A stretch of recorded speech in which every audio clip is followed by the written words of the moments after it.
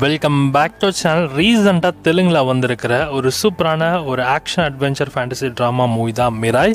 இந்த படத்தில் நம்ம தேஜா சஜாவும் அண்ட் மஞ்சு மனோஜ் தான் லீடலாக ப்ளே பண்ணியிருக்காங்க.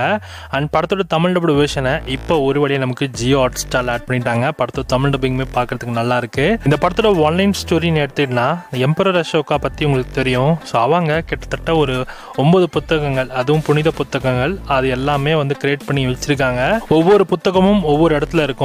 அதில் 9 புத்தகத்தில் 8 புத்தகம் ஆல்ரெடி நம்ம வில்லனா இருக்கக்கூடிய மஞ்சு மனோஜ் வந்து கலெக்ட் பண்ணிட்டு இருப்பாப்ல. கடைசியாக ஒரே ஒரு புத்தகம் மட்டும் தான் பாக்கி. அந்த புத்தக பேர் தான் கிராந்தா. ஸோ அந்த புத்தகத்தோட காவலனா தான் நம்ம ஹீரோவான தேஜஸ்ஜா இருப்பாரு. பட் ஆரம்பத்தில் தேஜஸ்ஜா நம்ப மாட்டாரு. ஸ்ரேயா தான் நம்ம ஹீரோவை, நீ மிராய், நீ வந்து ஒரு பவர்ஃபுல்லான ஒரு மேன் அப்படின்ற மாதிரிலாம் வந்து சொல்லி இது பண்ணி விடுறாங்க. ஆனால் ஒரு கட்டத்தில் நம்ம ஹீரோக்குமே அது புரிய வருது.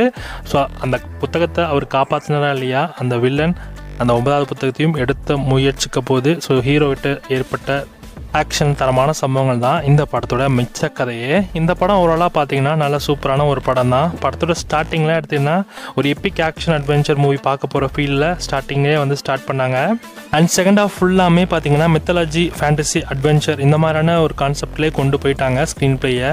அண்ட் கிளைமேக்ஸுமே ஒரு எப்பிக் பேட்டிலோட இந்த படத்தோடைய எமோஷனல் சீக்வன்ஸோட படத்தை முடித்தாங்க.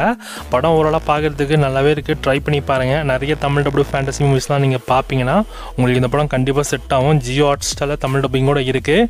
இந்த படத்துக்கு SRS சீன்ஸ்லாம் 5க்கு 3 கொடுக்கலாம்.